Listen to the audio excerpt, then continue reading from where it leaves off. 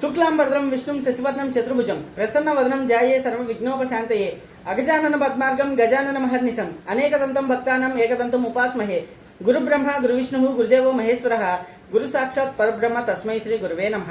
హరి ఓం. ఈ వీడియోలో మనం కుంభరాశి వారి యొక్క జాతక ఫలితం ఎలా ఉందో అక్టోబర్ నెలలో చూద్దాం. ముందుగా వీరి యొక్క గ్రహస్థితి ఎలాగుందంటే, 1వ ఇంట్లో రాహు, 2వ ఇంట్లో శని, 6వ ఇంట్లో గురుడు, 7వ ఇంట్లో శుక్రుడు కేతు, 8వ ఇంట్లో బుధుడు రవి, 9వ ఇంట్లో కుజుడు. వీరి యొక్క గ్రహస్థితి ఇలా ఉండటం వలన ఒక రకంగా వీళ్ళు కొంచెం చాలా జాగ్రత్తగా ఉండాల్సింది పరిస్థితి ఏదైతే ఉందో మనం చూసుకోవచ్చండి.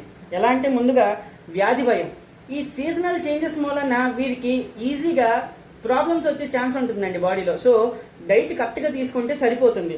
అలానే కలత్ర విరోధం.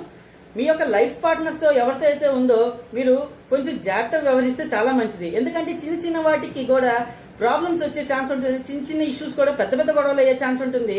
సో కొంచెం పేషెన్సీగా ఉంటే సరిపోతుంది. తర్వాత అధికారుల భయం. ఎవరైతే జాబులు చేస్తున్నారో వాళ్ళ యొక్క అధికారుల మూలాన కూడా కొంచెం ప్రాబ్లమ్స్ ఇష్యూస్ ఫేస్ చేసే ప్రాబ్లం ఉందండి, జాగ్రత్తగా ఉండాలి. అట్లానే మిత్రవైరం. మన ఫ్రెండ్స్తో కూడా గొడవలు పడే ఛాన్సెస్ ఉంటాయి. అట్లానే ఖర్చు. ఆబ్వియస్లీ ఇన్ని గొడవలు అవుతున్నప్పుడు ఖర్చులు కూడా బాగానే ఉంటాయండి, కొంచెం జాగ్రత్తగా ఉంటే మంచిది. సో ఈ మంత్రాలు చదవటం వలన వీటి నుంచి మనం కొంచెం ఉపశమనం పొందొచ్చండి. ఓం నమో భగవతే వాయునందనాయ, ఓం హ్రీం గృణి సూర్య అర్చో, ఓం దుమ్ దుర్గాయ నమః.